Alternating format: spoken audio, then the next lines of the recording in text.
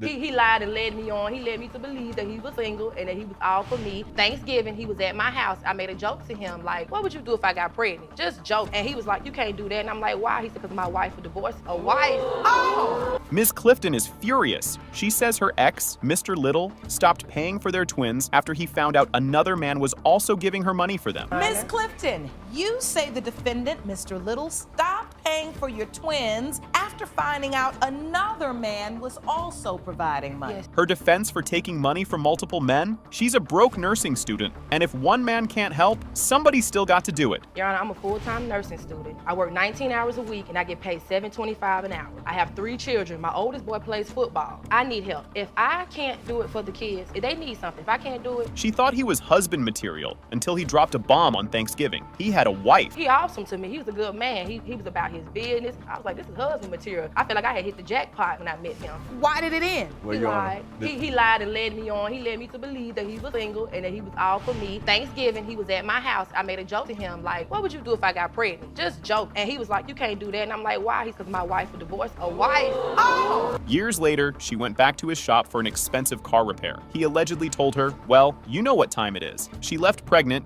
with a fixed car and her money still in her pocket. He had been working on my car. We separated for about 2 years. I had started dating someone else. At the time, he had did some work on my car that it was costly. It was a lot. I said, baby, this is all I got. I said, matter of fact, my exact words is, I really need to keep my money. And he looked at me and he was like, well, you know what time it is. That's not true. She didn't get a car repair, Your Honor. She just got a written estimate that day. I'm coming to pay him this day for what he had done to my car. He says he was ready to be the dad until she accidentally sent him a text meant for another man, telling that guy how much she loved him. A random text from her texting this other guy about how much she loved him, cared for him, wanted to be with him, and Busted. When he confronted her, she admitted the other man did think there was a possibility he was the twins' father. I asked her, have they been together? She said yes. He think you were pregnant by him. Okay. So she said Don't lie, he you told thought it was a possibility. Why would he think it was a possibility? But he told me before they hadn't been together 6 months prior to me and her getting together. He thought it was a possibility he was their father. That's correct, Your Honor. After that, that's when I started having doubt. He once showed up at her house late at night with diapers, only to see a random guy walk out of the back. She never even introduced them. I got my car, walked to the door, I rang the doorbell. And I'm waiting, and it's kind of odd because she always comes to the door because I have an open door policy. I see the twins. So I set Pampers and the milk down. I'm playing with the twins. I see some random guy walk out of the back, walk past me, and goes out the door. Yep. She never even acknowledged saying my baby father or whatever case may be. She never said nothing. Her excuse for the other man? She was so broke, she hit up a handicapped guy on Facebook she hadn't seen in years and asked him for diaper money. I called 2 friends of mine. I reached out to a guy on Facebook. This guy is handicapped, walks with a walker and everything. I reached out to him. I said, hey, how you doing? My back against the wall right now. Me and my children ain't got no milk, got no diapers. Can you help me out? He said yes. On Facebook, you had to reach out to a man that said ask for milk and diapers? Yes.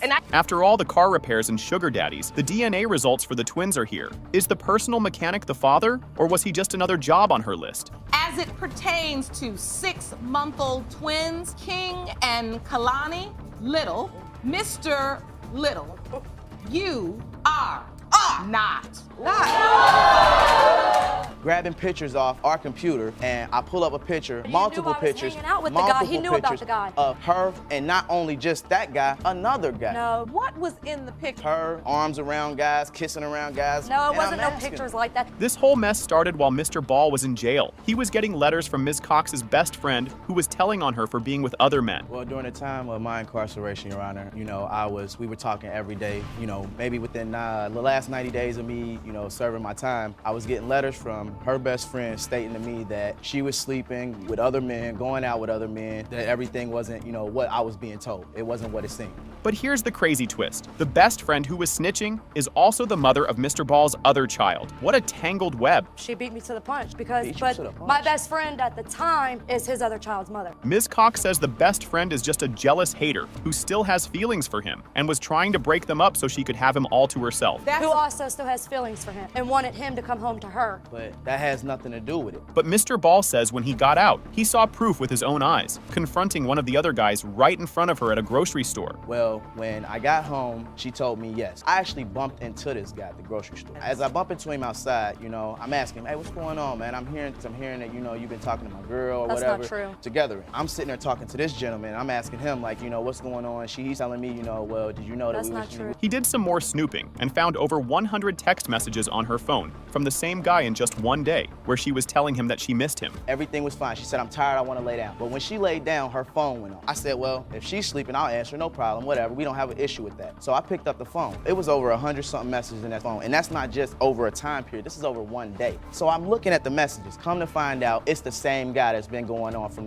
day one. Because he contacted me. So I seen that she was, you know, telling him that she missed him. But wait, it gets worse. He then found a bunch of deleted pictures of her kissing and hugging on other guys in the computer's recycling bin. One day I was at home on the internet, grabbing pictures off of our computer, and I pull up a picture, not one picture, but multiple pictures. Hanging out with the guy. He knew about the guy. Of her, and not only just that guy, another guy. No. Her, arms around guys, kissing around guys. No, it and wasn't I'm no asking pictures like that. Her excuse for the deleted pictures? She claims his other baby mama, her best friend, was living with them and secretly uploaded the old photos just to start drama. The pictures were not even uploaded to the computer by me. They were uploaded by his child, the mother of his other child, that you slept with behind my back. Not at all. Yes, you did. Not at all. My supposed to be best friend at the time was living with us, and she was sleeping with him and his cousin at the same time. Now his new fiancée, Brittany, takes the stand. She says Ms. Cox is just using the baby as a pawn to get him back and is always causing problems. I know that from when me and him got together, it was right away an issue. The first day he came down my house, she showed up at my house. She was outside honking her horn, screaming, crying. He had to actually leave. I feel like the child is just a pawn to get him back. But Ms. Cox has her own receipts. She shows texts where the new fiancé tells her, he don't want nothing to do with Gabby because I finally made him open his eyes. Where she is telling me she made him open his eyes and realize that Gabby is not his child. You talk so much, shut up. He don't want nothing to do with you or Gabby till me and him break up. He don't want nothing to do with Gabby because I finally made him open his eyes and see through your lies. His own mother takes the stand and says she believes Gabby is her granddaughter and even calls her G-May. It's been going on for years. They were teenagers when they met. It was innocent, cute, fun. There was no babies, but, you know, it's just a lot of anger. I don't like the fact that, you know, my granddaughter, that's what I call, she calls me G-May, it's short for my Erica. After all the jailhouse letters, secret pictures, and new fiancés, the DNA results are here. Is Mr. Ball the dad, or was his other baby mama telling the truth? It has been determined that,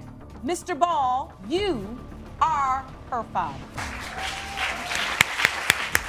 A few weeks later, me and Mr. Lawson reincarnated and we got back together. And, You reincarnated? well, I'm trying to put it into words. We got back together because we have been together on and off for 5 years. Oh, you reconnect. This whole mess starts with Ms. Bargy, a married woman who had an affair with her ex-boyfriend, Mr. Lawson, and now has no idea who is the father of her baby girl, Kenna. Ms. Bargy, you and I spoke briefly in my chambers. Yes, Your Honor. You admit you cheated on your husband and now you are caught in a paternity triangle, with both men believing they fathered your 2-month-old daughter, McKenna. She's in court today desperately hoping the baby belongs to her husband, Mr. Bargy, so she can save her marriage from this total disaster. You are hoping today's DNA results prove your husband is her father so you can save your marriage. The husband, Robert, is an amazing guy. He's fallen completely in love with baby McKenna and tearfully says, that is my baby, no matter what. I could be at work for 10 to 12 hours a day. I take 5 minutes out of my time, busy or not at work, video call, sit here like that right there. I wake her up when I get home. And as soon as she hears my voice, she's smiling.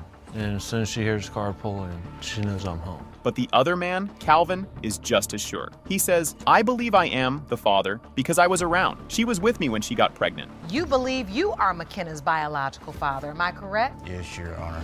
I believe I am because I was around. She was with me when she got pregnant. I was there for the whole pregnancy. I was there when McKenna was born. How did this happen? She was having problems with her husband, so she reincarnated her relationship with her ex, Calvin, and they even got a place together. A few weeks later, me and Mr. Lawson reincarnated and we got back together. And, You reincarnated? well, I'm trying to put it into words. We got back together because we have been together on and off 5 years. Oh, you reconnect? Yes. But here's the crazy part. While she was living with her new man, Calvin, she found out he was getting with one of his exes. He had spoken to one of my friends and they had talked about actually being together. Friend was one of his exes. His ex actually messaged me and was showing me messages that him and her were sleeping together when me and him. Mr. Lost? Yes. So what did she do for revenge? She went right back to her husband and got with him. She literally cheated on her affair partner with her own husband. So you cheated on your husband with Mr. Lost, decided to go get a house with Mr. Lawson to only find out that he was cheating on you. She told you that he was still sleeping with her, so you went back and started sleeping with your husband. Yes. So who was at the hospital for the birth? It was the other man, Calvin. Her husband wasn't there because she didn't want them to fight. Miss Bargy, who were you with when McKenna was born? I was with Calvin. I was with Mr. Was Lawson. he present at the birth? Were you at the birth, Mr. Lawson? Yes, Your Honor. But he wasn't present. No, I did not call him and tell him I was going into labor because I did not want anything between Mr. Lawson and Mr. Bargy to occur at the hospital. But because she's still legally married, the baby had to have her husband's last name, even though the other man was the one in the delivery room. No, because I'm still married by the state of Tennessee. So Right. I tried to explain that because my last name is still my husband's last name, that McKenna's last name would have to go as Bargy because of the fact that me and Mr. Lawson were not married. She's so mad at Calvin that she says if he is the father, she wants his rights terminated because her husband has been the better dad. If Mr. Lawson is her father, I do not want him to be a part of her life, period. Like, I want rights terminated because my daughter deserves so much better. My husband has been there and took care of her. Two men who both love this baby. The DNA results are here. Is the father the loving husband or the cheating ex-boyfriend? It has been determined by this court. The biological father is Mr. Lawson. What's messed up is she gave the baby my last name. You didn't contest it. And her baby daddy on the birth certificate. You didn't contest it. You weren't willing to go to the child court office, Then she wants me to play daddy. Oh, no. So, Miss Schwartz, you gave Azalin Mr. Hatton's last name. And he didn't contest it. But you put your husband's name under father. No. This boyfriend is in court because he's totally sure his girlfriend's new baby belongs to her husband, and he's brought a lie detector test to prove it. Mr. Hatton, you claim you are not Azalin's dad and are certain that her biological father is another man. And that man is the plaintiff's husband. Yes, Your Honor. Additionally, you've petitioned the court for a polygraph test on Ms. Schwartz to determine the extent of her alleged affairs. The living situation is insane. She's in bed with her boyfriend, crying on the phone to her husband about how mean the boyfriend is being. I mean, come on now. She'll lay in the bed on the phone, cry to her husband, and tell him how bad I am. What? You in bed with your boyfriend calling your husband to cry to him about how horrible your boyfriend is? Yeah. She's got a disappearing act. The boyfriend says she would just vanish for 2 weeks at a time, and he's sure she was shacking up with her husband. That's what she So how long was she gone when she'd leave the house? Like 2 weeks at a time. 2 weeks? Was she on a boat cruise? Yes. Well, where did you go, Miss Schwartz? To her husband? No. She told me she was sleeping in the car. Come on, listen. The birth certificate is a total mess. She gave the baby the boyfriend's last name, but then put her husband's name down as the father. What's messed up is she gave the baby my last name. You didn't contest it. And her baby daddy on the birth certificate. You didn't contest it. You weren't willing to go to the child court office, then she wants me to play daddy. Oh, no. So, Miss Schwartz, you gave Azalin Mr. Hatton's last name. And he didn't contest it. But you put your husband's name under father. No. Here comes the husband. Mr. Schwartz takes the stand and calmly admits his wife got with Mr. Hatton and multiple others. Tell the court about your relationship with your wife. She cheated on me with Mr. Hatton and multiple others. This is a new level of wild. The husband admits he would talk his wife and her boyfriend through their fights on the phone and even drove her to the boyfriend's house. And I was also calling him on the phone right in front of you. Yeah, and you guys even got into an argument one night, and I picked the phone up, called Hatton back, and talked you guys through it. I even took you the 250 miles to him. She was on dating sites while they were together. The boyfriend found out because all of her sign-up emails were being sent to his phone. How did you even find out she was on a dating site? Okay, because her email was linked to my phone, and when she joined these sites, it sent it to my phone, the conversations, everything. The lie detector results are crazy. She's asked if she was with another man, and she passes by admitting she was with a woman. So you basically confessed to being with another man? I did not know it was with another man. She told me she cheated on me with another woman. She told me that she was with a woman. Yep, I did. But she gets totally caught. When asked if she was with her husband, she said no, and the lie detector determined she was lying. You were asked, since your relationship with Mr. Hatton began, have you had physical sexual contact with your husband, Mr. Schwartz? You said no. The lie detector determined you were being deceptive.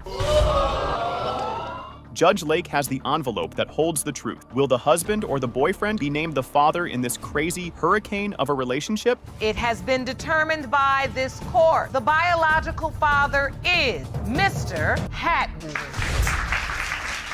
Staying with my cousin. I was in a relationship with another man. And when I found that I was pregnant, the other man said, if you decide to keep baby, let's end the relationship. That's how I ended back up with Daryl. Thank you. A grieving mother, Ms. Banks, is in court because her son, Daryl, was tragically murdered before he could find out if he was the father of Ms. Hawkins' baby, Jasani. Ms. Banks, you say the defendant is pinning her baby on your son, Daryl, who was tragically murdered before her child was born. You say Daryl told you he didn't believe he was the father, and you intend to prove that today. The grandma says her son had big doubts. He told her he didn't believe he was the father, and he's not the only guy Ms. Hawkins was with. For the simple fact that Jada and my son had a very rocky relationship. Me and my son were really, really close, and we were really close. We talked all the time, every day. He would just call me to tell me that he loved me. I never knew of Jada really until right before my son's death. But Ms. Hawkins swears she was totally loyal. She says she was only with another guy for 2 weeks and was already 6 weeks pregnant before her, and Daryl even broke up. When you were broken up, were you all seeing other people? Yes, he was seeing someone else, and so was I. Could this other person potentially be your child's father? No, Your Honor, because I was only with someone else for 2 weeks. When I found that I was pregnant, I was about 6 weeks pregnant. So you feel like you were already pregnant before you and Daryl broke up? Yes. Here's a crazy twist. When she got pregnant, her other boyfriend gave her an ultimatum.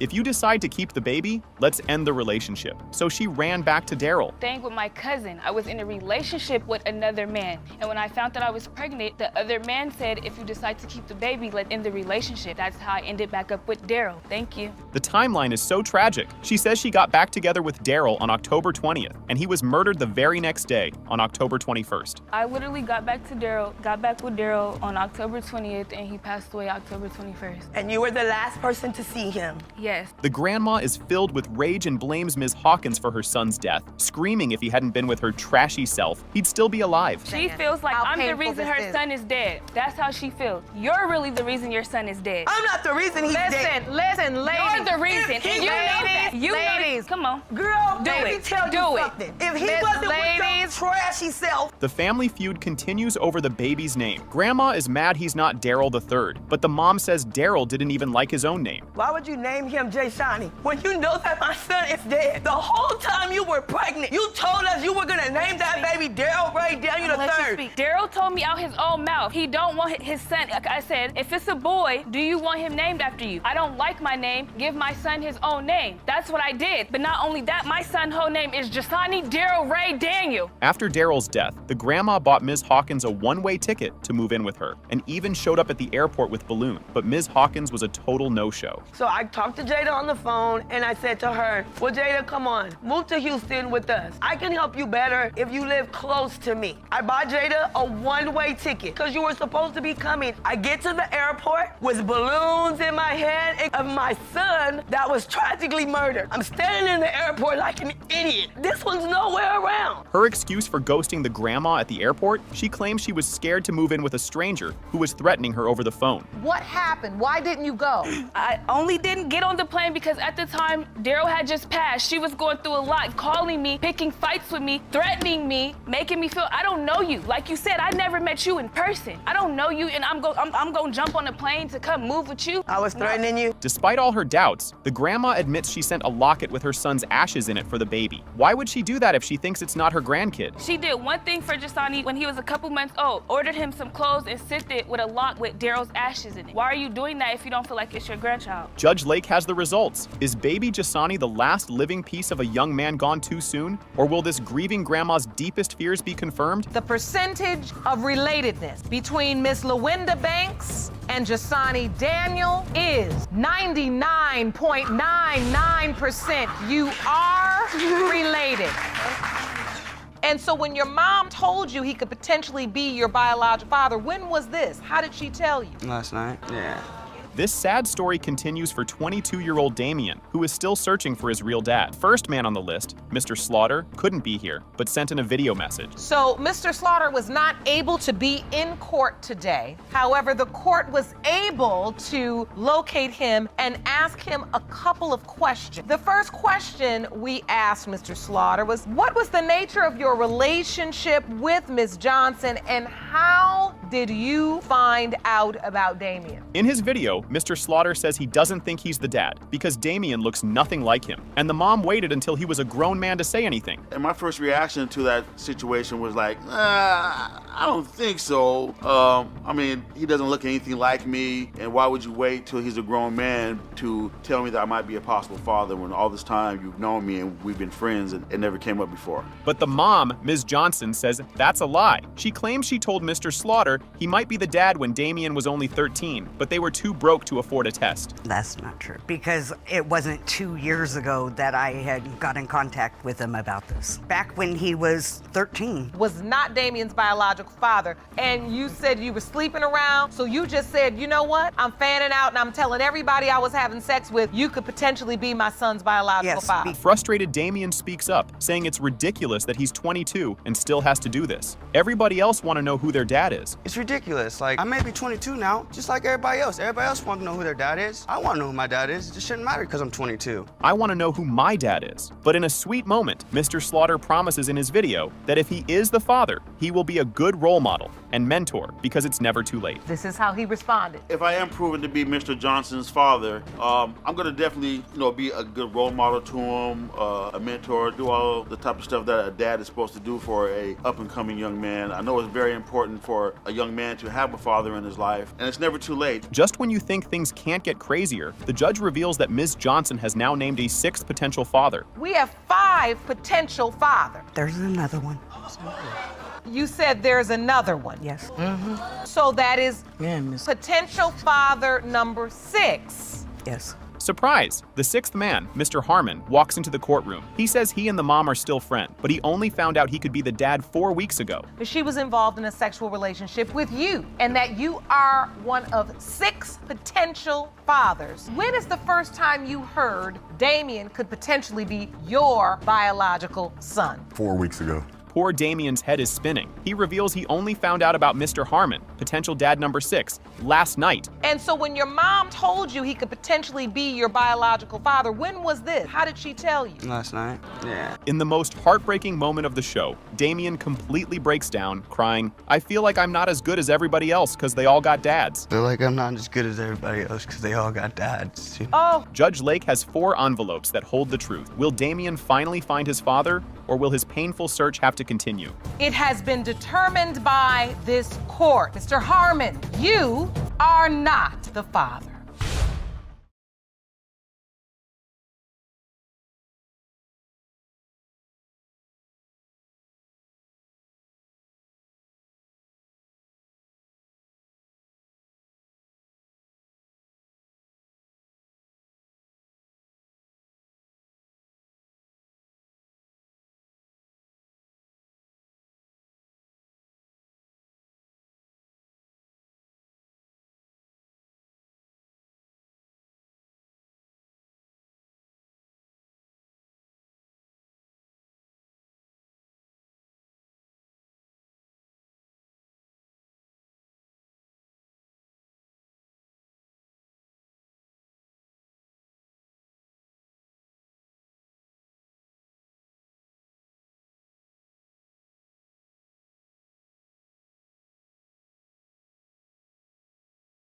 Because that baby is not my son. Here's the thing that she does. It is. Here's the sorry. That's a lie. That's a lie. First of all, she's a liar because you just had a wild sex party that got shut down by the police station last week. No, ma'am. Yes, you did. Yes, you did. Yes, you did. Hoes in this That house. is not Yes, you did. true. Why is your neighbors complaining about the sex that goes on in your household? There was no sex going on. This psycho grandma didn't just show up. She exploded in, suing for $1,000 because baby Elijah's too white. Is this a courtroom or a Klan rally with better lighting? Ms. McBird, you petitioned the court for a DNA test to prove your son, Kakitho Hughes, is not father of Miss Jackson's 2-year-old son, Elijah Jackson. You're suing Miss Jackson for $1,000 for defamation of character because you claim she posted comments on social media claiming you and your family are deadbeats. Not holding back 1 ounce of venom, Grandma McBirth unleashes her unholy trinity of insults for Ms. Jackson. Trash, trouble, and trifler. Can a human being even survive such legendary, soul-crushing shade? This woman is trouble. She is trouble with a capital T. She, as a matter of fact, I call her the 3 T's. Trash, trouble, and trifling. That's what she is. The little boy looks nothing like my son, any member of my family. Her evidence, you ask with bated breath? Baby Elijah is white as snow, with absolutely zero chocolate detected by her expert, red, delusional eye. Is this woman a geneticist or just spectacularly, undeniably racist? And you say the child looks nothing like your son. That baby white as snow. There's no way that could be my grandchild or my son's baby. He has no features like none of us. Nobody in my family look like that. Maybe because he is so white? Because he all the white. He ain't got no black in here. Everything I see got powder puff on it. I don't see no chocolate nowhere, okay? No, ma'am. Then Auntie Terrell, not to be outdone in the crazy department, swoops in like a rabid vulture, calling Ms. Jackson a vampire and a mere snack cake. Will the judge just order a psych eval for this whole damn train wreck family already? This DNA right here has been in our life. She's never was a girlfriend. You are a vampire. You are just a fly-by-night. We didn't know anything about you. He's been in a relationship for 10 years. In 10 years? He's been by in a relationship another for 2 woman. years. And for 10 those years. are my grandchildren. All she basically was for him was a snack cake on the side of his meal. As if that wasn't enough, Auntie then accuses Ms. Jackson of a police-busted wild nyan party complete with a live tone-deaf "Ho in this house" serenade. Is this paternity court or Mardi Gras gone horribly wrong? She's a liar because you just had a wild sex party that got shut down by the police station last week. Hello. Ma'am. Yes, you did. Yes, you did. Hoes in this house. Why is your neighbors complaining about the sex that goes on in your household? There was no sex going on. In a moment of hypocrisy so staggering it could win awards, Grandma actually admits her own son's a trifling disaster too, but shrugs it off because he's my son. Will her blatant, infuriating nonsense finally make Judge Lake's head literally explode? Miss McBirth, I have to ask you, you're very tough on Miss Jackson. Do you have anything to say about your son's behavior? My son I know exactly what type of person he is. He's just as trifling as she is.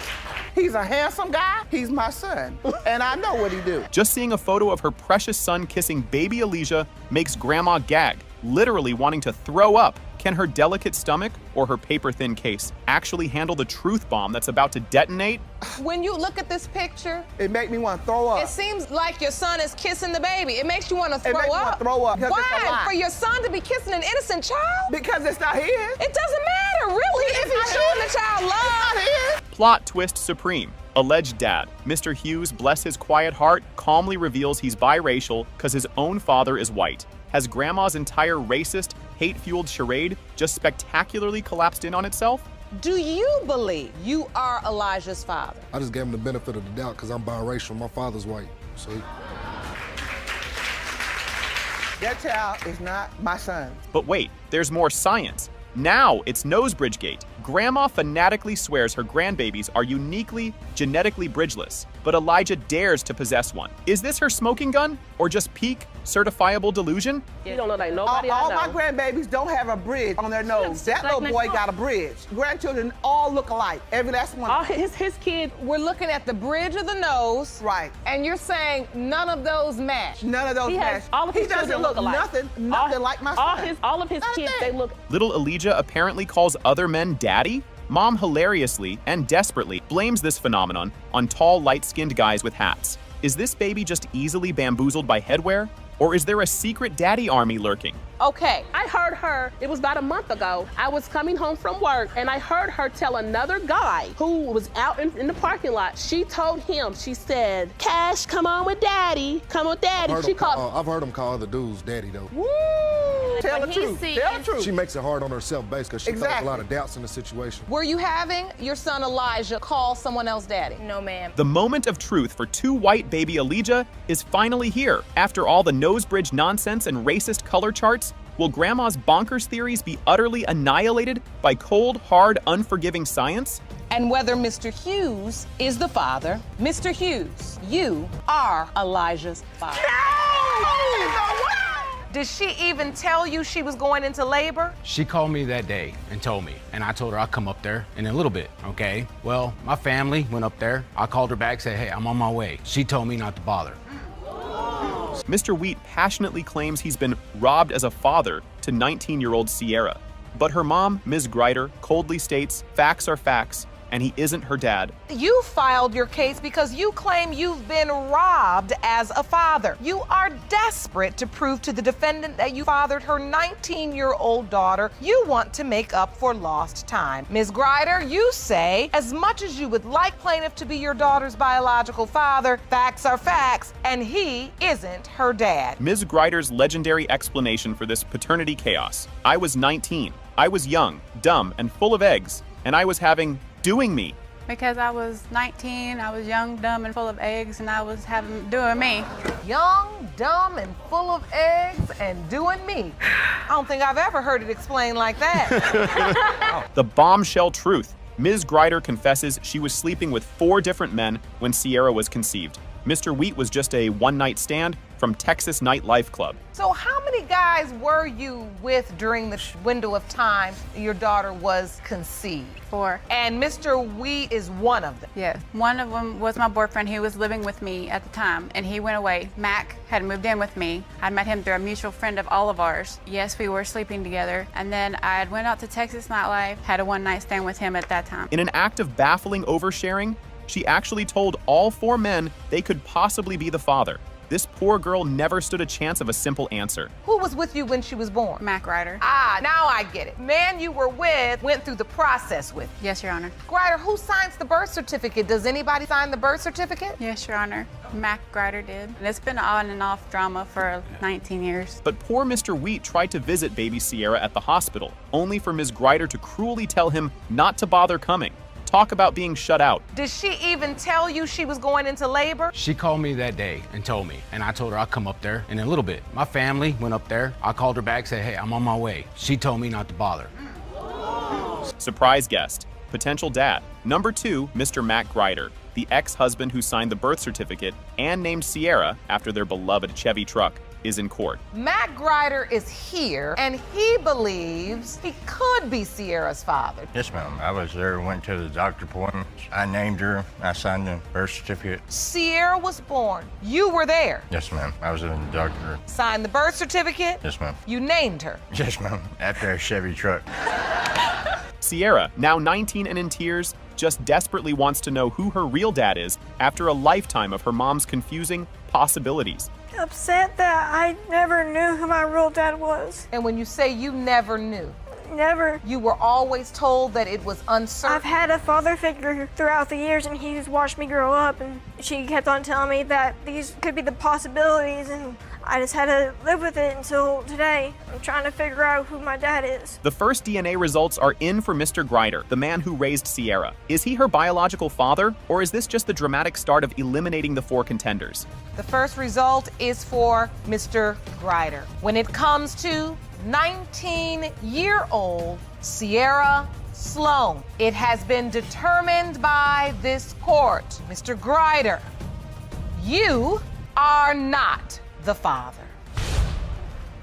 Now for Mr. Wheat, the man who's felt robbed for 19 years. After Mr. Greider was ruled out, are his decades of hope about to finally come true for Sierra? And I saw you, Mr. Wheat, because once I said Mr. Greider was not the biological father, the weight even became heavier for you that, well, if he's not, that's even more probability that I could be. It has been determined by this court. Mr. Wheat, you are not the father. But my mom, however, had told me on more than one occasion that she had DNA done between me and Mr. Seaton. She also told my grandmother, Karen, and when asked about the result, I contacted our local DNA centers and did some research, and they have no DNA on file. Ms. Jessica Seaton hauls her own mother, Ms. McPeak, into court, screaming paternity fraud after a 30-year lie about her real dad. You've brought your mother to court because you claim she committed paternity fraud and lied to you about the identity of your biological father. You were raised believing one man was your father, but are here to prove another is your dad. You've petitioned the court for a paternity test to finally prove the truth. Mother McPeak ain't having it, viciously calling her estranged daughter Jessica a very cold-hearted person who just doesn't care who she hurts. My daughter doesn't care who she hurts at all. She's a very cold-hearted person, and she just does not care who she hurts. The bombshell that cracked this 30-year secret wide open. Jessica needed an emergency blood transfusion, and her presumed family, via dad Jesse Seaton, were not a match. Back in 2011, I had complications and I needed a blood transfusion. My mom was supposed to make it to the hospital. She never showed up, whatever the reason was. So my grandmother and my Uncle Paul had both donated blood for the blood transfusion, and it came out they were not. Either one of them wasn't a match. So they couldn't give me the blood. Grandma Karen's ghost-written truth bomb. Okay, a letter. Her late son Jesse wasn't Jessica's dad. Mom Teresa was shacking up with Greg Bryson while pregnant. It reads, I know my late son Jesse Seaton is not Jessica's father. Everyone in town knows that Teresa was with Greg while she was pregnant. I don't know why Teresa keeps denying it, which is Greg. When my son Jesse started dating Teresa, she was by Greg. My hopes for Jessica are that she will finally know the truth. Jessica tearfully describes how the man who lovingly raised her, Jesse Seaton, tragically died believing she was his only precious daughter, a pain that still haunts her. Jesse died when I was about 7.5, but from what I can remember, he was the perfect man, the perfect dad. What hurts me the most is that this man died thinking that I was his only daughter. That right there alone hurts more than, the fact that I'm about to get results on whether or not Mr. Brighton or Mr. Seaton. The lies keep piling up. Jessica accuses her mom of also faking a DNA test result years ago between her and Jesse Seaton. Did this woman ever tell the truth? But my mom, however, had told me on more than one occasion that she had DNA done between me and Mr. Seaton. She also told my grandmother, Karen, and when asked about the results, I contacted our local DNA centers and did some research, and they have no DNA on file. Mr. Bryson then drops a stunner. Years ago, McPeak kicked him out for Jesse Seaton, only to crawl back to him later, allegedly confessing, "This child I'm carrying, it belongs to you." Even though Jesse Seaton's on the birth certificate, I guarantee you I'm the girl's father because she knows it. I come home from work, middle of Thanksgiving, there was all my stuff sitting outside. It's snowing. I'd already paid the bills, and people across the street let me move in. She had come over several times and told me to my face, I am sorry that I made a mistake, did what I did to Jesse. This child I'm carrying, it belongs to you. But wait, there's more. Bryson accuses Ms. McPeak of juggling 4 men back in the day, needing multiple men for multiple things. This just gets messier.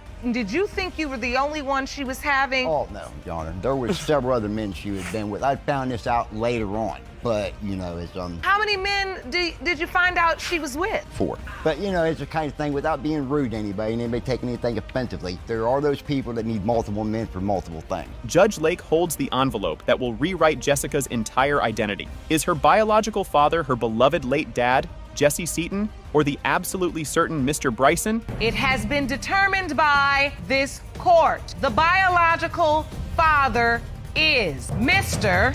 Bryson. Thank you.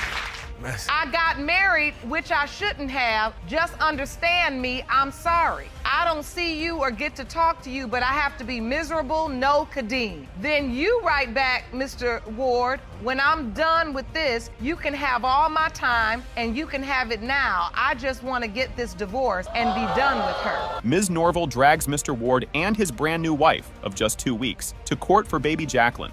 blaming the wife for his sudden paternity denial. Ms. Norville, you summoned the defendant and his wife to court to prove that he fathered your 7-month-old daughter, Jacqueline. You say his denial stems from his immature wife, and you're here to set them straight. Because prior to him marrying the defendant, the person he's known that he knew for 2 weeks, he never denied it. She came with receipts. Norville dramatically reveals texts from Ward sent last night from his hotel with his wife, whining, "I got married, which I shouldn't have. I'm sorry." He just texted me last night. But that's Mrs. Ward. You understand what I mean? I'm so sorry. I didn't mean to get married. Do you have in your hand? The text message from him last night while he was in the hotel room with his wife. The texts get even juicier. Ward allegedly told Norville, "When I'm done with this marriage, you can have all my time. I just want to get this divorce." I got married, which I shouldn't have. Just understand me, I'm sorry. So that means what? I don't see you or get to talk to you, but I have to be miserable, no Kadeem. Then you write back, Mr. Ward, "When I'm done with this, you can have all my time and you can have it now. I just want to get this divorce and be done with her." Plot twist upon plot twist. Ms. Norville admits she kicked Ward out while pregnant with Jacqueline because her other EX needed me. This web is tangled. We moved into an apartment together. Not even a week later, she's kicking me out, telling me she cheated on me. So it's like... Honestly, I pushed him away because my ex, he needed me. And I felt obligated. And if that wasn't enough, Ms. Norville drops another bombshell. She's pregnant again by Mr. Ward right now, while he's freshly married to another woman. Because he was married and I didn't want to deal with it. What do that have to do with my child? Honestly, he was married. I'm just over it. And I'm pregnant now. I'm just over it. I'm over him. He's a liar. Pregnant by Mr. Ward? I didn't want to do that. And I'm pregnant now. Surprise star witness, Kadeem's own mother, Carmelita Wilson, marches in, testifying for Ms. Norville and boldly declaring Jacqueline is her granddaughter. State your name for the record. My name is Carmelita Wilson. Hi, Ms. Wilson. And you are what relationship to? I'm Kadeem's mother. And yet you are standing next to Ms. Norville. Yes, I am. All right. Can you please tell the court why you're choosing to testify on the side that is opposing your son? Because Jacqueline, that's my granddaughter. Then Grandma Wilson unleashes a mega bomb about her new daughter-in-law. Mr. Ward's new wife allegedly cheated for 7 months of their barely year-long marriage. For my son to deny her because he say she cheated. Well, his wife cheated for 7 months. They only been married a year. So basically she cheated through the whole marriage. Mr. Ward sheepishly admits he also doubted his wife's baby, Kadeem Jr., because her affair text went all the way back to January, when that baby was conceived. So I was at work, someone was telling me something, because you know when you love somebody, you know if somebody doing wrong, you can feel it. Go home, I grabbed the phone, went through it. What do you know? I seen a message right there, boom, right in my face. When I seen that, it went all the way back to January. I like, dang, it was a long time, you know what I'm saying, for you to be talking to this person, you know, he pulling up to my house every time I go to work. Was cheating on me? What's cheating? Hold your breath for this one. Ms. Norville then announces she's not just pregnant again by Mr. Ward, she's pregnant with twins. This man is a baby-making machine. And she's saying that it's your husband's baby again. Twins, my is more evident. Oh, twins, baby. Oh, ready. You Yes, said ma'am. twins? Twins. Yes, ma'am.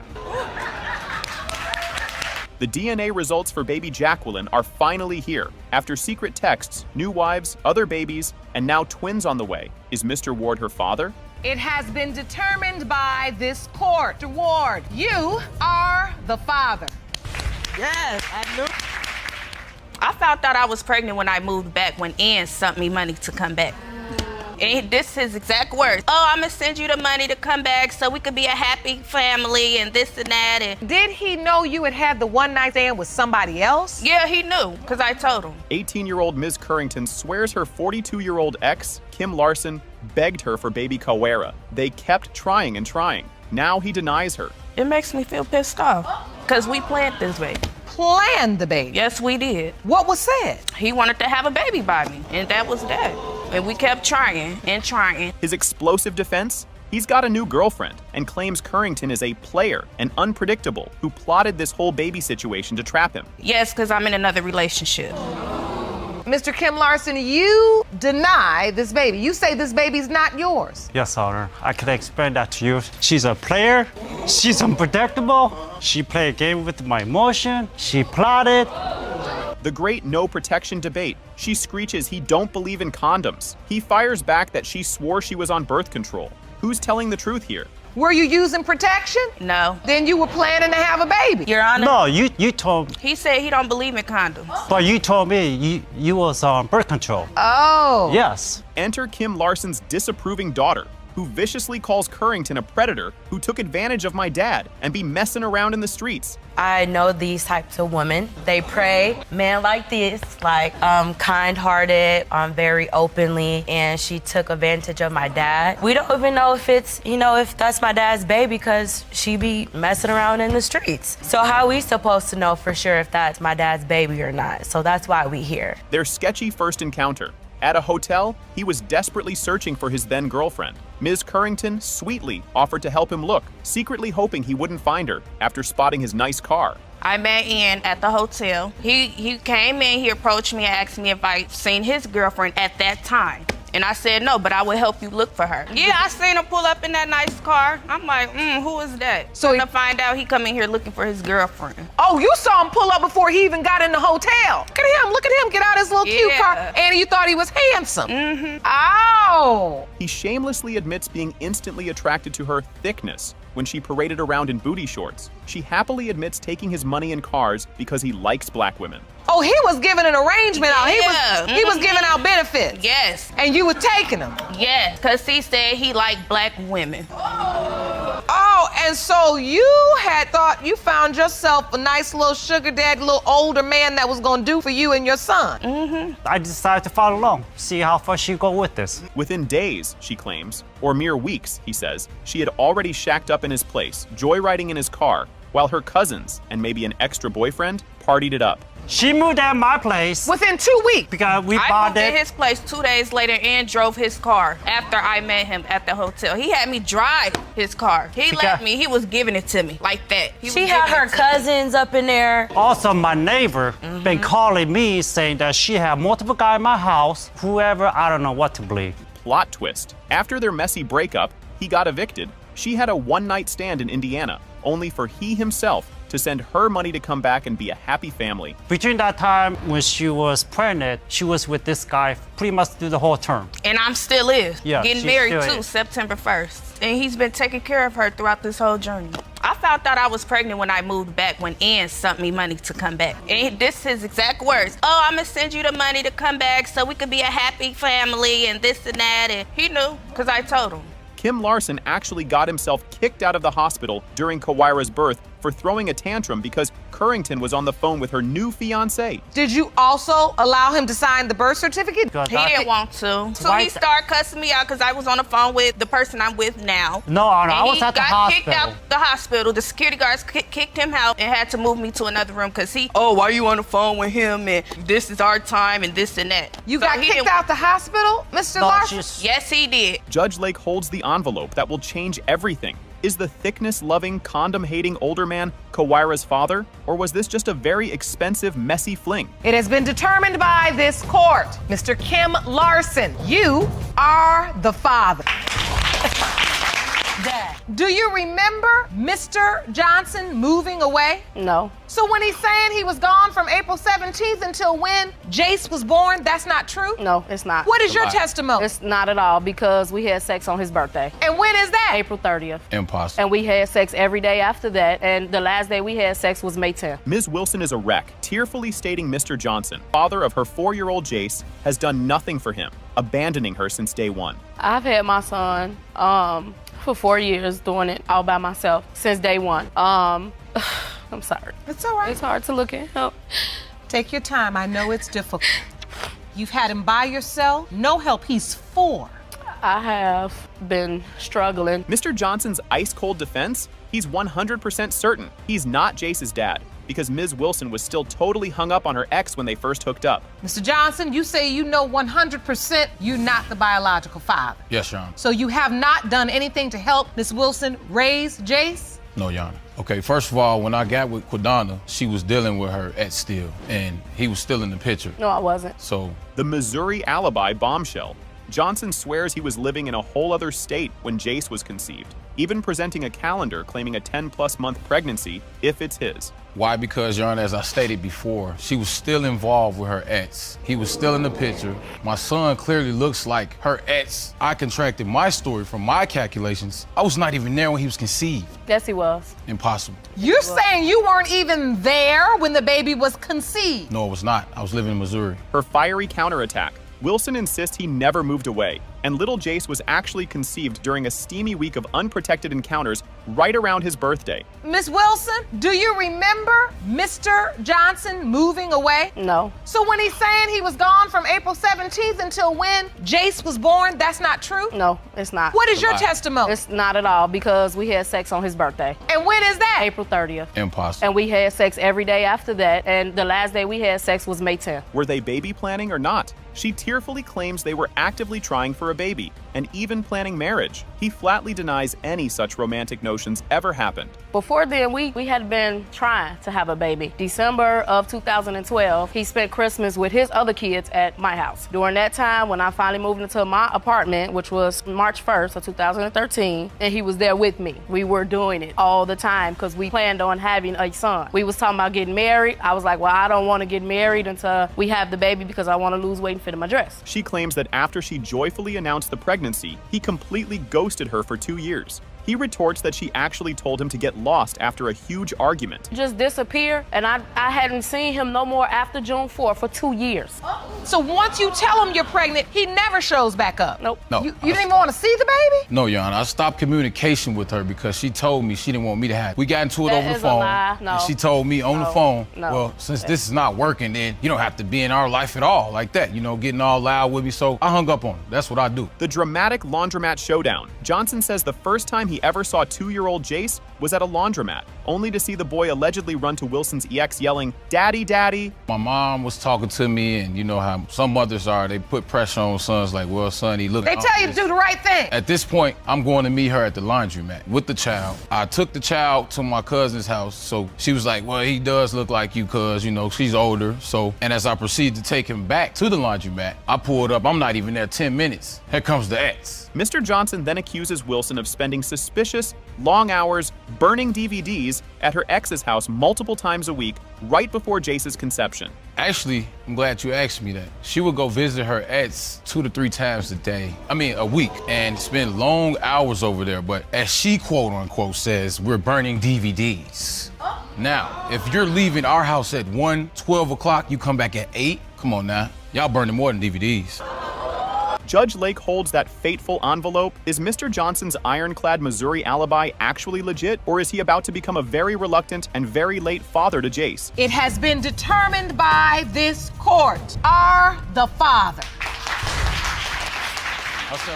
You told him, your husband, that this was not his child? Yes, Your Honor. I was trying to hurt him. He left me to go be with another woman, and I was trying to hurt him like he hurted me. Armed with bizarre, toe-crossing proof, will this monster-in-law actually debunk her grandbaby, or is she just completely unhinged? You say the defendant is taking advantage of your son by pinning a baby on him, and you have physical proof that her 2-year-old daughter, Skyla, is not your grandchild. She don't have the toes like my son. Yes, his she toes does. cross, Yes, his she big does. toe is here and his toe next They to big overlap. toe. It crawls over like that, and I have proof, Your Honor, that is not baby because her toes don't do that. Queen DNA tried to stop her son's wedding with a dramatic chase. Did the couple escape her clutches and actually manage to say, "I do"? Okay, Your Where Honor. I'm from, they call me Queen DNA. So until I get a DNA test to prove that's my grandbaby, so I got out of my bed and I started walking down the street. Someone called me and told me. Your son didn't tell you? No, he didn't tell me. He didn't want me to know, because I would have stopped. I got up, I got dressed, and I started walking up the street, and a friend seen me walking, and she said, "Where are you going?" And I said, "To stop this wedding." Kicked out of the hospital for screaming, "It's not my grandbaby," during Ms. Martin's false labor. Further chaos will this grandma unleash next? She told me that she was pregnant, and I told her she was not because my son had been gone for a while, and he came back, and I went to the hospital where she was. I was put at the hospital because I told her She was if they did, they was saying going that to he put me wasn't the out. father. So, well, my son is not your baby father. Yes. Once you came in, you were in pain. What happens, Miss Martin? They put her out. Can grandma's ironclad proof of uncrossed toes and missing family eyebrows actually convince a court? Or is she just inventing wild genetic theories on the fly? You said that's not my grandchild instantly. Yes. She don't have the toes like my son. Yes, His she toes does. cross. Yes, she His big does. toe is here, and his toe next They to his overlap. toe. It crawls over like that, and I have proof, Your Honor, that that is not baby because her toes don't do that. Eyebrows that me and my son and my daughter have. She's so too. I know They that's haven't not my grew son's yet. baby. I mean, they grew. All right. Baby's supposed to come out with full-blown eyebrows. With Grandma Autry charging $50 a week for babysitting, DNA pending, of course. Will baby Skyla ever actually get the coveted family discount, or is she out of luck? Your Honor, if they go to the No, they club, they don't. got to pay to get in the club. They got to pay for their drink. They got to pay to park. So they're going to But pay that's me to not babysit. why. That's not why. That's on the weekend. I asked her during the week so that I could work. If I get a DNA Yes, she test, did. you know, should I give you a discount of $50 a week that I will watch her? But why do I have to? Wait, you said, Miss Autry, you gonna give her $60 a week? Yes, ma'am. When Ms. Autry's own daughter testifies that baby Skyla is her beloved niece, will this shocking family feud explode right there in the courtroom? Miss Cooper, you are Miss Autry's daughter. Yes, ma'am. Look at her eyebrows. Look how old she is, though. My daughter's 2 years old. She's 30. So there's a big difference there. So do you believe this beautiful baby Skyla is your niece? She is my brother baby. I was there when she was born. That's my baby. Ms. Martin confessed she lied to her husband about paternity out of pure spite. What other bombshell secrets could she be hiding that might destroy everything? You told him, your husband, that this was not his child? Yes, Your Honor. I was trying to hurt him. He left me to go be with another woman, and I was trying to hurt him like he hurted me. After Ms. Martin admits she slept with Mr. Gott, he dramatically struts into court claiming he is Skyla's father. Is this the shocking truth or just another lie? Did you sleep with another man? Yes, Your Honor. You did. Prior to him coming back into my life, yes. August 2013, and he came back into my life in 2014, June. And she was already pregnant. No, Is there any chance that man could be Skyla's biological father? No, Your Honor. Yes. The other potential dad is her own sister-in-law's ex-boyfriend. Just how much more twisted can this accidental family tree possibly get before someone snaps? Miss Cooper, this is your ex-boyfriend? Yes, Your Honor.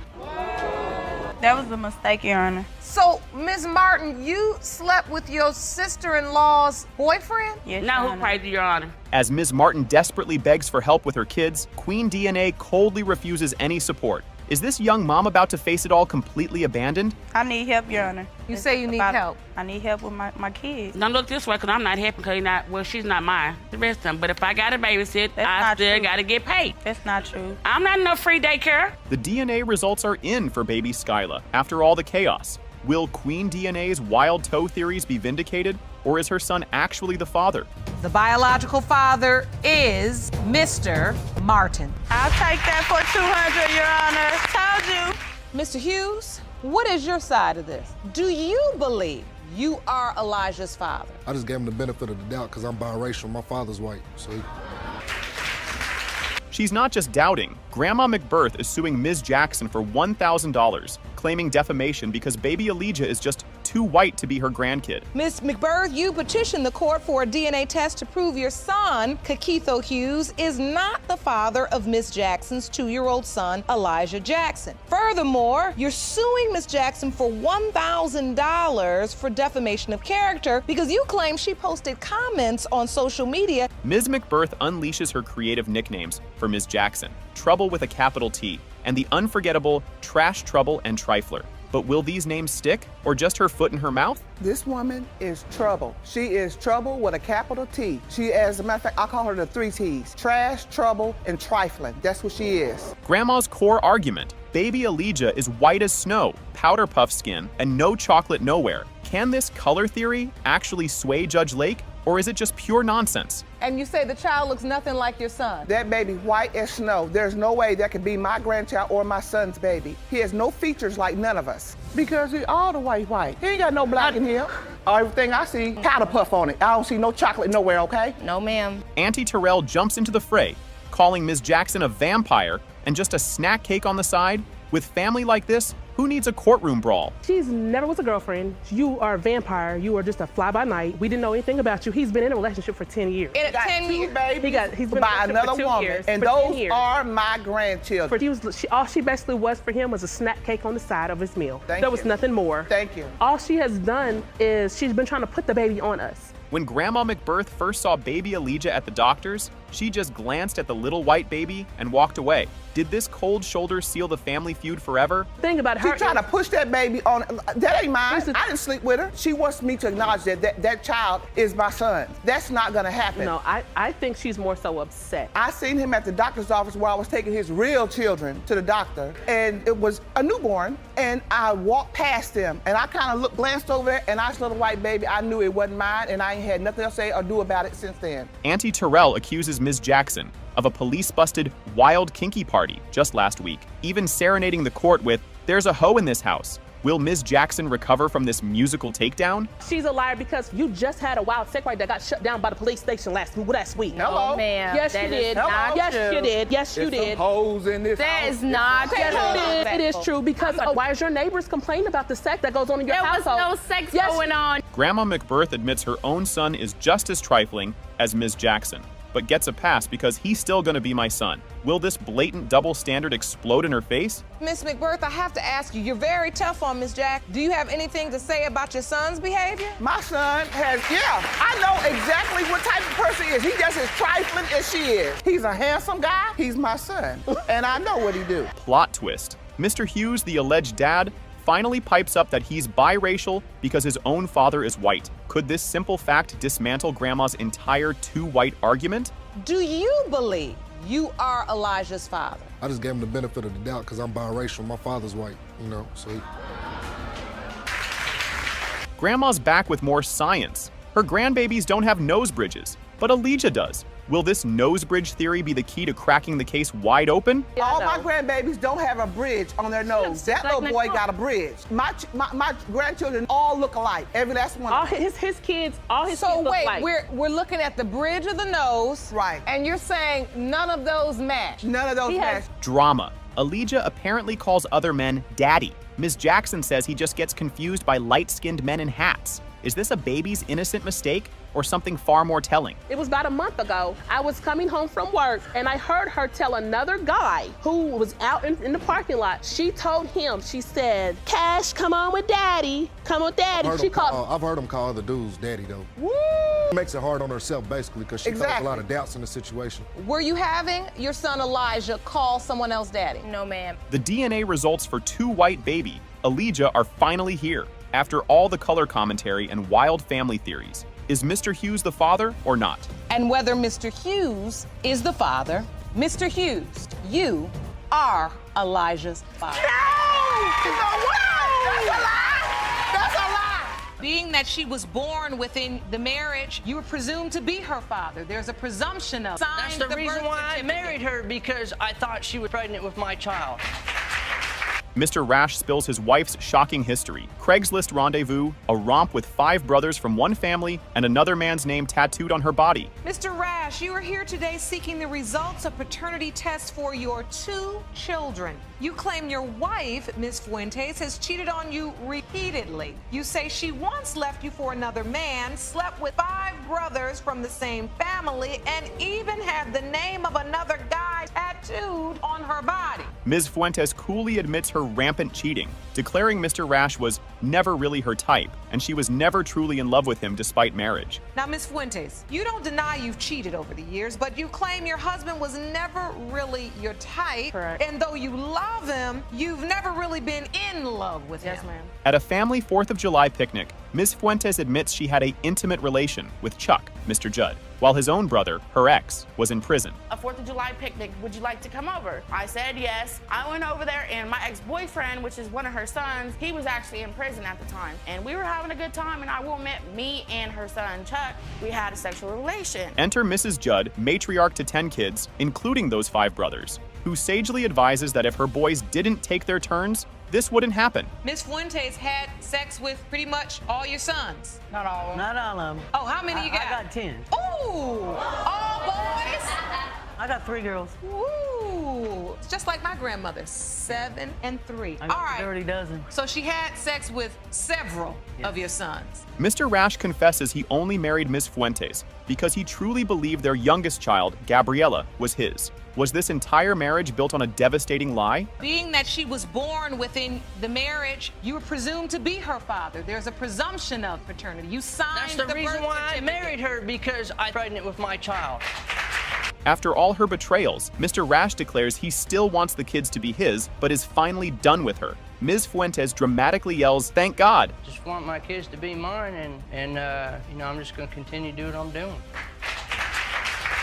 Do you still want a relationship with Miss Fuentes? You know what? In light of all this, no. I mean, like, I don't even care anymore.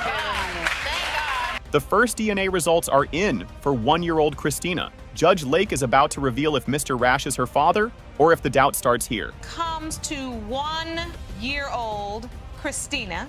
Mr. Rash, you are her father. Now for the main event, 2-year-old Gabriella. The child Mr. Rash married Ms. Fuentes over. Is he her biological father, or is it actually one of those 5 brothers? When it comes to 2-year-old Gabriella, Mr. Judd, you are the father. Oh my God. The DNA results concerning Mr. Judd and Mr. Rash for Gabriella are being opened. Judge Lake prepares to announce which of these men is her true father. Mr. Rash absolutely explodes with grief and rage at the stunning paternity reveal for Gabriella, screaming, "I'll never forgive you for that," at Ms. Fuentes. I'll never forgive you for that. I'll never forgive you for that. Never. She deserves to know. No, she don't deserve to know. Yes, she does. You lied to her, and you lied to me. I'll never forgive you. Never. It has been brought to this court's attention that there are pictures of you with Caitlin where you put in a caption that this is me and my baby Kate, where you are referring to this little girl as your daughter. Yes. Do you believe Caitlin is your daughter? Yes, that's my baby. Mr. Jordan says Ms. Heim totally tricked him into signing the birth certificate, even lying that the other guy already took a DNA test that was negative. You claim the defendant tricked you into signing her daughter's birth certificate and being a daddy. But 2 years later, you were told that another man is her biological father. You opened your case because you want DNA proof you are not the father. That the other guy had done got a paternity test on Caitlin, because she told me, oh, he already got one, and you know what I'm saying? That's why I know it's just you. Ms. Heim admits she slept with another man one time, right when the baby could have been made, but magically just knows. Mr. Jordan is the father. He's a great father, and I only had sex with one man when we were together, and I had sex with him one time, but we've been messing around for 7 years, and I never became pregnant. I met Chris, and all of a sudden I came pregnant. But I know that Chris is the father. But how if you had sex with the other guy? He's the I just know that he's the father. The truth bomb dropped when a relative, mid-argument, blurted out to Mr. Jordan, "Why you ain't told Chris that he's not Caitlin's dad?" Imagine that shocker. This is where it goes wrong. Her and the family member gets into like an altercation or whatnot, like an argument. It wasn't even an altercation, it was an argument. And it was like they started like throwing dirt on each other, you know what I mean? So she said something about this family member's in front of this family member's boyfriend or whatever. So the family member turned around and was like, well, why you ain't told Chris that he's not Caitlin's dad?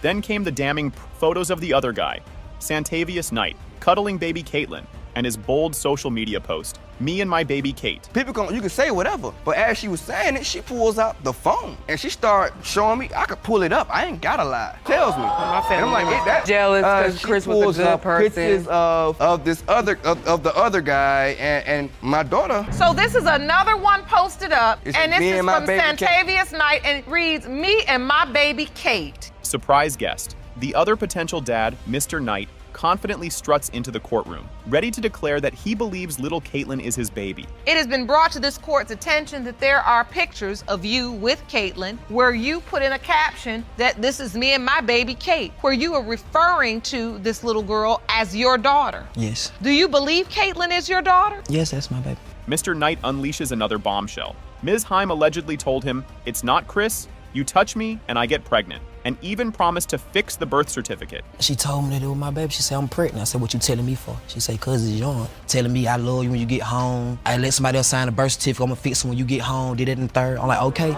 say no more. She let somebody sign the birth certificate, but she's gonna fix it when you get home. Yeah.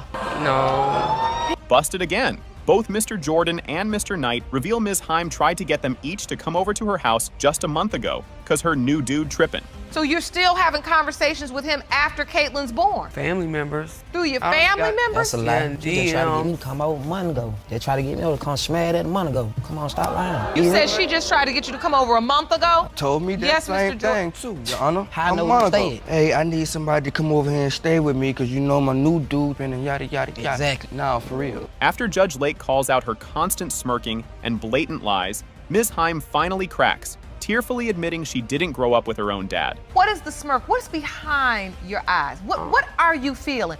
Why? Did you grow up with your dad? You just fine. I wasn't gonna let you stand up here and have a smirk on your face like this was a game. Because you're the mother of a beautiful little girl and you know she deserves more, and now I know why you know she deserves more, because you also deserved more and you didn't get it.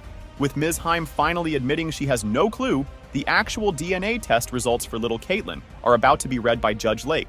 It has been determined by this court. The biological father is Mr. Jordan. 23-month-old Robin Benning. It has been determined by this court. Mr. Benning, you are not the father. Mr. Benning poured his heart out, dreaming of a daughter to honor his late mother. Will 2-year-old Robin be the answer to his prayers or the start of his nightmare? First off, Your Honor, my mother passed away when I was 14 years old. She was my best friend. We spent every waking moment together. And after she died, it, left me hurt. I always wanted a daughter, and I promised I was going to take care of her and treat her like my mother took care of me. Imagine this. While Ms. Bodine was literally in labor with Robin, Mr. Benning received a text from another man claiming, "That's my baby." It actually happened during labor, Your Honor. I was in the hospital sitting across from Kayla as she was pushing this baby out, and I received a text from a guy telling me to leave the hospital because that's his baby and he needs to be there. What? I am in labor, like literally in the hospital, and I received a text telling me that the child that I'm waiting to come isn't mine. Ms. Bodine swears she DNA tested that other man for Robin, and he was 0% the father. But with her history, can this proof possibly be believed? How do you know this other guy is not the biological father? Because, Your Honor, I stood up and did the woman and the mother thing I had to do and got the other guy tested. And you submitted those results to the court? Yes, I did. The results read that the probability of paternity between you and this other guy is 0%. Yes. Benning reveals Ms. Bodine cheated with multiple guys, cruelly taunts, "You're not her father," during fights. How many potential dads are really out there for Robin? Quite a few. First off, their DNA test doesn't mean anything considering the fact that she's cheated on me with more than one person. There could be other guys out there, that's just one, That's the plot twist. As well as, Your Honor, anytime that something is wrong, I'm also reminded, "Oh, you're not her father." As soon as we start to argue, "You're not her father." His agony is palpable as he describes loving Robin, who looks just like his deceased mother, while battling constant calls from other men claiming her. That little girl right there is my mother come back to be with me. And when she you looks tell me that, like your when you tell mother. me She's she's not mine, it feels like you're taking my mother away from me again. Change her diaper and look at her and play with her, and she's calling me daddy, and there's something in the back of my head saying she might not be. There's a text message on my phone saying it's not yours. There's people calling me on my phone saying I'm her dad. The results for 2-year-old Robin are finally here. After all the lies and emotional torture, will Mr. Benning discover his dream daughter is biologically his? When it comes 23-month-old Robin Benning, it has been determined by this court. Mr. Benning, you are not the father. The doubt now tragically spreads to 6-month-old Jermaine Jr., especially after Ms. Bodine spitefully texted Benning himself demanding a paternity test for the baby boy. Text me telling me I'm not the father. I even received a text telling me after he was born, which I still went through the whole labor, everything. After that, after all that, I get a text telling me, "Oh, I want a paternity test for Jermaine too." Like, why would you say that if... There was a text to you, Mr. Benning, that says, "I'm filing papers for a DNA test on Jermaine." Despite the turmoil, Mr. Benning adores his little man Jermaine Jr., even giving him his own first name. Will this precious boy at least be his biological son? So, Mr. Benning, I want to ask, Now, were you there for Jermaine Jr.'s birth? Yes, I was in the hospital. Did you sign that birth certificate I too? did sign his birth certificate. He is. Jermaine Truth Benning Jr. I hope Jermaine's mine. I really do. It'd be good to know at least one of my kids is mine. Yeah, I'm looking forward to spending all the time I can with him. The final, incredibly tense DNA results for little Jermaine Benning Jr. are about to be read. Is this devoted man about to face a second devastating blow? When it comes to 6-month-old Jermaine Benning Jr., it has been determined by this court. Mr. Benning, you are not the father. I seen another guy coming out the house. Asked her, I said, who is that guy? She say, that's my daddy friend. I said, your dad don't hang around young dudes. So she say, they just work together. It ain't nothing. But the whole time, it was the same guy that's constantly calling my phone and telling me, hey, your baby mama this and that, your baby mama this and that. And I said, hey, how you get my number? Ms. Chapman is fuming. Mr. Hayes takes care of his new Flames kid, but stiffed their own son, Morris Jr., on Christmas presents. Will this festive favoritism be his undoing? Do you feel Mr. Hayes needs to just step up and be a father? Because if he could take care of somebody else's child, why can't he take care of his own child? He's not doing nothing for Maurice Jr. He barely does for Mariah. Like, for instance, on Christmas, he brought Mariah 5 presents. Then bring Maurice Jr. nothing. Mr. Hayes' groundbreaking paternity theory, he doubts Maurice Jr. because he didn't get any sympathy pregnancy symptoms this time around. Is this medical genius or utter nonsense? She told me that was my baby, and I took responsibility and moved back in. That's when I started having doubts when he came home. But when I was holding him, I was telling her that I'm not the father. I never had symptoms. You know, I never felt any type of way. When she girlfriend's pregnant the first time. When she's pregnant the first time. She came prepared. Ms. Chapman whips out the hospital pamphlet Hayes got, warning not to sign birth certificates if in doubt. Did he read the instructions before playing daddy? In the state of Tennessee, once you sign the birth certificate. And it's basically an entire pamphlet with sign the birth certificate. It says parents should think carefully before acknowledging paternity. If either of you do change your mind, you have 60 days to If either parent has any doubts about who the father is, forms should be signed. His excuse for not challenging paternity within the 60-day limit. He didn't have no job at the time for a DNA test. Will this convenient excuse cost him dearly? 2 weeks. He said he waited till the baby was 2 weeks, said the baby not his. That paper say 60 days. Why did he not write them? Mr. Hayes, why didn't you rescind your acknowledgement? If you felt in 2 weeks the baby really didn't look like you and you don't remember having the symptoms. Because when I went to court, when I went to juvenile court, they said that I had to get a DNA. Facebook fakery? She posts a pic of him with his son. He claims a God blessed me with my son. The post was for their deceased first child. Who's lying now? What is this, ma'am? It's a Facebook post that he posted off his page about his son. That was my first little boy I had about her. That's the one that That's died. December the 11th, 2012. That's the baby that died. God bless me with my son yesterday. If he died that day, why he said God bless me with my son yesterday? This post says, God bless me with my son yesterday. Plot twist. Mr. Hayes says another man has been calling him, claiming to be Morris Jr.'s real dad and demanding to see his child. I seen another guy coming out the house. Asked her, I said, who is that guy? She say, that's my daddy friend. I said, your dad don't hang around young dudes. So she say, they just work together. It ain't nothing. But the whole time, it was the same guy that's constantly calling my phone and telling me, hey, your baby mama this and that, your baby mama this and that. And I said, hey, how you get my number? Amidst paternity doubts, they argue over who buys their daughter designer shoes until Judge Lake explodes about babies needing daddies, not pricey kicks. I bring shoes and clothes over there every time I got paid. This the witness right here. Every time I got paid, I bring shoes and clothes. You said, This how she got all the shoes. Let's get this clear. What shoes? Pumas, you mean we bought her Jordans? Yeah, Pumas. White Air Force One, baby. I never saw no white Air Force One or black Air Force One. And the one that All right, it's nothing that gets on my last nerve more than people's baby has and they don't even have a daddy. Surprise witness. Mr. Hayes' new baby mama, Ms. Webb, testifies she saw texts on his phone from the other guy asking to see his baby, Maurice Jr. One day when I had Maurice's phone, I guess the guy she was messing with supposed to be the baby daddy or whoever. He texted the phone and said, can you tell your baby mama, can I see my baby? It was telling him about, he was messing with Keisha then to her daddy's house. She was going to the club, leaving the club, going over his house. Ms. Chapman's harsh ultimatum. Mr. Hayes can't see their older daughter, Mariah, 100% his, unless he also takes Maurice Jr. the son he doubts. So, Ms. Chapman, you've created a condition that he cannot see Mariah, the older child, unless he also take Maurice Jr. Yes, because he will come and get Mariah things, take her, but leave him with He broken had doubts, promise. Keisha. You It don't matter why he promised him, I'm I'm gonna come back and get him, I'm gonna come back and get you, Dad. Mariah, he did. Well, why he lying for though? Judge Lake has the envelope that will change everything.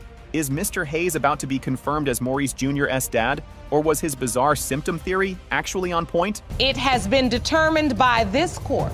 Mr. Hayes, you are not the father. That's fine. He can have his name back. Mr. Carr slams his ex, Ms. Villa, aka Heartbreaker, as a liar, cheater, and no good for nothing, yet still wanted to settle down with her. Her nickname is Heartbreaker. What does that From the have anything to beginning do with of the Trinity? relationship that we had together, she was a liar, a cheater, no good for nothing, just to be honest. But you still stayed with me. Continue to stayed have with sex me. with me and everything else, and you allowed me back. I was just like her, jumping from person to person to person. But over time, I noticed that it was time for me to settle down. Her romantic origin story? He hit me up on Facebook, and it went from one night stand to us having a kid, Cooley explains. He hit me up on Facebook, and it went from a one night stand to us having a kid. Wow, that is a huge jump, Jerome. A jump with a capital J. He fires back, accusing her of cheating 8 different times with 8 different guys. She's like, no, not quite that many, but admits to some. Was it always the same person? Basically, yeah. She Yes, cheated it was. 8 different times with 8 different people. In the beginning, no. She cheated on you 8 different times with 8 different people? Yes, Mom. The Great Conception debate. He says another guy knocked her up January 31st. She swears baby Trinity was made February 14th during sexy time in a moving car. The times of conception was she slept with a man on the 31st of January. Tony, Me and she her was- slept together on February the 14th. 3 days later, the 17th, she tells me that she's pregnant. I'm like, how are you pregnant? Tony, you're a liar. I don't have to lie. I conceived It's her the truth. February 14th when we had sex in his car, in one of his friend's car, when he picked us up. He picked us up and we did it right there with him driving. That was on the 14th. Despite his crushing doubts and her admitted cheating, Mr. Carr tearfully says he's played daddy to Trinity every single day because she is my queen. Do you have a relationship with her? Yes, Your Honor. I'm with her just about every day of the week. I played my role as a father. No matter what it is, no matter how much pain, how much that eats me up inside, because to me, she is my queen. And she smiles back at me. That said, I'm doing something right. At least she's happy. Even if my happiness never comes, at least she's happy. He even presents a map of her alleged DNA duck and dodge tour across multiple states to avoid that swab. Will this 3-year chase finally end today? I was in Alabama. She was in Tampa, Florida. I tried to hook the cases together. As soon as she received the letter, she moves from Tampa, Florida to Muscle Shoals, Alabama. She moves from Decatur to Chicago, Illinois. Each time she opened the case, I believe she purposely spelled my name incorrectly because she had one of my work badges on her each and every time. Plot twist from Villa's best friend. Villa did confess to a steamy one-night stand with another dude right when Trinity could have been made. Did she ever say that she was with another man during the window of conception? Yes. She did A one-night say that. stand, yes. So she did tell you that during the window of time when Trinity was conceived, she did have a one-night stand with someone else. Yes, Your Honor. Ms. Villa finally admits it. Yes, she had unprotected revenge nyada nyada with another man just weeks before getting with Carr. But is he the father? When I messed with that guy, it was more of a revenge thing because of the stuff he was doing to me. Miss Villa, was that sex protected sex or unprotected sex? Unprotected. Even more confusing, that other guy's family apparently thinks baby Trinity looks just like Mr. Carr, even though the other guy denies being the dad. Even after I had Trinity, he asked me for pictures of Trinity and stuff. His family says that she looks like him and everything. The guy. So the other guy's family says Trinity looks like him? Yes, looks like Tony. Judge Lake holds the envelope that will end this epic chase. Is Mr. Carr truly the father of his beloved Queen Trinity, or was Heartbreaker playing him all along? It has been determined by this court. Mr. Carr, you are the father. Mr. Fisher is absolutely devastated. His fiancée, Ms. Doyle, waited until after their precious baby Sophia was born to confess he might not be the biological father. Mr. Fisher, you claim you made the biggest mistake of your life by signing the birth certificate for 2-month-old Sophia. You say your fiancé dropped a bomb on you just 1 month ago. and admitted you may not be her father. Ms. Doyle heaps praise on Fisher, calling him a great father and loving fiance who does everything. Is this genuine love or just a massive guilt trip in action? I think that he is the father. I know 100%. I mean, he was there through the whole pregnancy. He does everything for me. He works, he supports our family, he runs my baths, he cooks my food, he cleans our house, he rubs my back and rubs my feet. He's a great father, very loving. He's a very loving father and a very loving fiance. The betrayal bombshell. A relative falsely texted Doyle that Fisher was cheating during her Florida vacation. So she had instant revenge with a random stranger in his camper. Vacation with one of his family members in Florida, and another one of his family members that he was with at the time had texted me. He said, "Trey's cheating on you." Me, I was hurt, and so I went to be by myself at the pool area where I was at the time. A guy walked up to me, and he's like, "Well, you look like you need somebody to talk to. Do you want to go to my camper and talk?" So he kissed me, and then we had sex. Plot twist on top of plot twist. Doyle later discovered that the cheating rumor about Fisher was a complete and utter lie. That revenge camper rendezvous?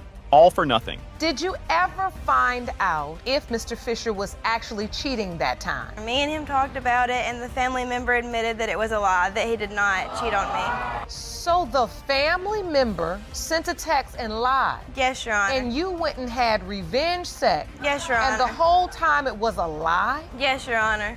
For the entire pregnancy and through Sophia's birth, a clueless Mr. Fisher was by her side, even joyfully signing the birth certificate, believing she was his miracle. And you knew nothing about this until after Sophia was born? Yes, Your Honor. You know, I felt like I was the dad, which at the time, I was pretty sure I was. Kept telling her, push, push, push. I want to see my baby. And afterwards, right there, I held her. I signed the birth certificate and everything, 'cause I thought it was my baby. Ms. Doyle shamefully admits she knew all along Sophia might not be his, but couldn't bring herself to tell Fisher because he was just so excited about the baby. Whenever I took the pregnancy test, I knew that I had cheated on him. So whenever I seen the lines, I was kind of upset. I was like, because I knew that he didn't. He didn't know that I had cheated on him. Couldn't find it in myself to tell him because You were worried. Yes, Your Honor. I was. I knew that she could possibly not be his, like, without a doubt, because it was in the same time frame that I had sex with the other guy, and... While Ms. Doyle was hiding this colossal secret about a potential other father, a blissfully unaware Mr. Fisher actually proposed to her, dreaming of their perfect family. I told her, I went to work that day, and I was thinking about proposing to her because I love her. She's my world. I got home that day, I had the ring in my pocket. I told her how I felt. I said, I love you, you're my world, you're everything I've ever wanted. I want to take this family to a whole nother level. Will you marry me? She said yes. The damning calendar evidence is laid bare. Ms. Doyle's Florida vacation fling dates align perfectly with baby Sophia's conception window. Is this the final proof he's not the dad? When you calculate it, the window of conception between April 19th to April 26th for a child born on January 15th. And those dates pretty much right in the window of time you were on vacation in Florida and had sex with the other guy. Yes, Your Honor. In an unbelievable display of love before the results, Mr. Fisher tells a sobbing Ms. Doyle, "That's my baby no matter what. You're my wife. I love you." You ain't gotta be guilty about it no more. I know about it, and I know you're sorry. Just don't hold it on me no more. That's my baby no matter what, and you're my wife. I love you. Judge Lake, with her own heart pounding for this couple, is about to reveal the DNA results for little Sophia. Will Mr. Fisher's world be shattered or his greatest hope confirmed? 2-month-old Sophia Fisher. It has been determined by this court. Mr. Fisher are the father. We started dating in 2015. We've been on and off since then, and we broke up when I was about 12 weeks pregnant because he wouldn't get a job, so I kicked his out. That's a lie. Let's use respectful language in the courtroom. You told him get out. Yes. And you broke up with him, which means he went over to Miss Fuentes. Yes. Ms. Hummel drags ex-Mr. Pack to court for baby Lola, but he and his new girlfriend, Ms. Fuentes, swear he's not the dad. You claim you were caught in a love triangle with the defendant and his current girlfriend, which has left him denying he fathered your 8-month-old daughter, Lola. You have petitioned the court for a DNA test to prove that he is her biological father. Plot twist. Hummel snaps back that Pack really needs a DNA test for girlfriend Fuentes' own brand new 2-month-old baby, Anthony. Okay, If anyone needs a DNA test, he needs to get one for the other child. What other child? My child. She just had a child 2 months ago. The tea is piping hot. Judge Lake reminds current girlfriend Ms. Fuentes of her previous paternity court visit, where she admitted juggling several brothers from one family. Ms. Fuentes, we hate to bring up the past, but since it's on record, you've appeared in this court. I have. Before. Yep. You've been in this courtroom. In this particular hearing, you pretty much admitted to the fact that you had had sex with several members of the same family. Yes. And Fuentes confesses again. She also cheated on Pac with her ex, unprotected, right when her new baby Anthony could have been conceived. Me and him had gotten in an argument, and basically I kicked him out. I kicked him out for 3 days, and during that 3 days, I slept with my ex. To be honest with you, I don't remember the date all correctly, but it was probably about 6-7 weeks when I found out I was pregnant. Did you use protection? No, I did not. Was that within the window of time your child was conceived? It was. Judge Lake, demanding all the truth, declares Mr. Pac needs 2 DNA tests, one for Hummel's Lola and another for Fuentes' Anthony. So what I want to do is I want to finish this case regarding Miss Hummel's child, and then I'm going to send you all off for DNA testing as it relates to baby Anthony, because I'm a firm believer to get the whole truth and nothing but the truth. Ms. Hummel claims she dumped Pac, who then shacked up with Fuentes just 48 hours later because he wouldn't get a job. He screams, "That's a lie." We started dating in 2015. We've been on and off since then, and we broke up when I was about 12 weeks pregnant because he wouldn't get a job, so I kicked his out. That's a lie. That's a lie. That's a lie. That's a lie. Let's use respectful language in the courtroom. So you told him get out, and you broke up with him, which means he went over to Miss Fuentes. 48 hours later.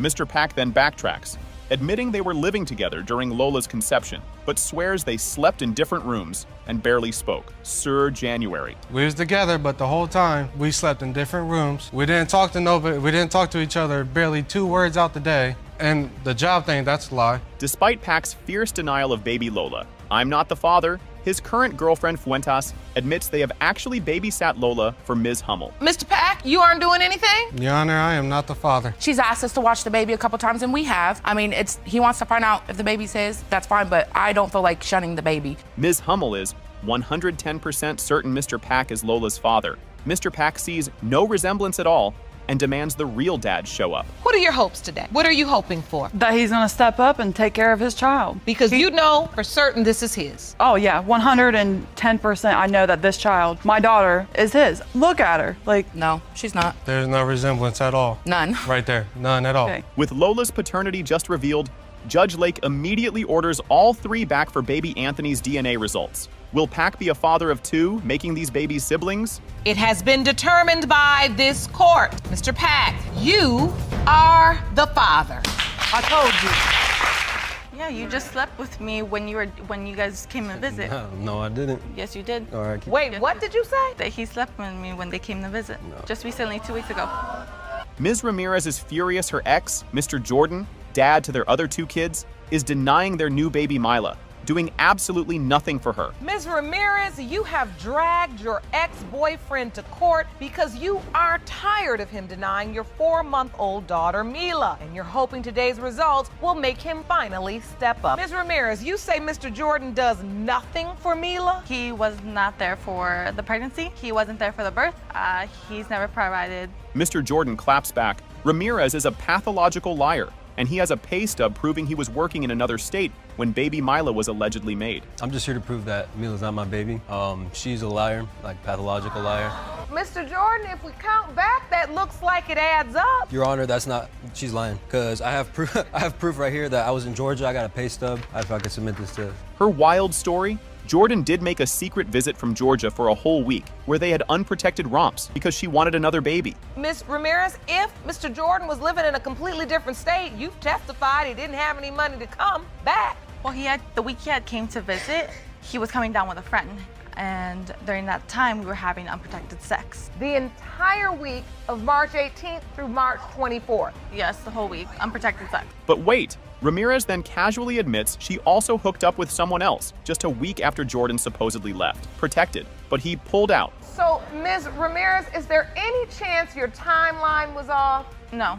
No. Or you were with anybody else? A week after he left, I did sleep with someone else. But I did use protection and he did pull out. So, but that was literally a day and a half later when I took a pregnancy test. Plot twist. Jordan's star witness is his new pregnant girlfriend, Ms. Gilliard, who used to be Ms. Ramirez's babysitter for her other kids. So, Mr. Jordan, you say you brought a witness that would prove that you are not Mila's biological father. Yes, Your Honor. I met him first and foremost, of course, and ended up being his babysitter for his second child that he has, Adrian, for a few months, actually, while he was in Georgia. The ex-babysitter spills the tea. Amari claims Ramirez herself told her she was taking baby Mila to see Mila's dad, another guy, for cash. I knew more certainly when she herself told me. She asked us to stay with the boys and that she's gonna take Mila to go see her dad. She didn't say, oh, this might be the dad. She said, I'm going to take Mila to see her dad. He wants to see Mila.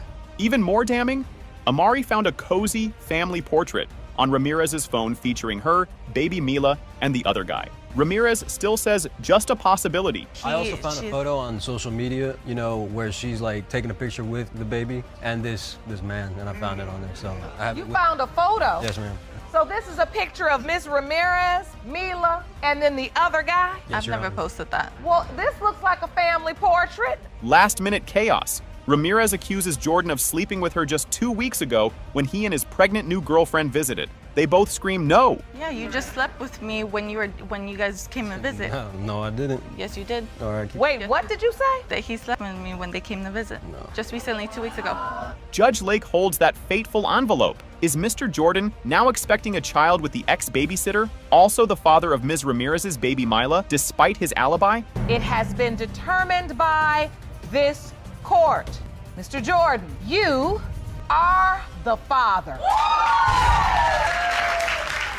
Actually, how the situation went about, I was in her phone one day and I scrolled down, I was on Snapchat basically. I had seen the dude and I said, he looked just like my son. I'm like, what? Like, Your Honor, he sent me that picture and immediately, just in all honesty, I was like, that's not your son. Mama Bosley charges in, declaring her son Cedric made a young and dumb mistake, signing baby Maverick's birth certificate because there are 2 other possible dads. You and your son have petitioned the court for a DNA test because you are certain he did not father the defendant's 3-month-old son, Maverick, and there are 2 other possible fathers. You say your son mistake by signing the birth certificate, and you need today's paternity result to get his name off of it. Their office romance? Met at work, he immediately gushed love at first sight and baby talk. They did the deed the next day, then she hit the brakes. Well, my testimony is, in the beginning,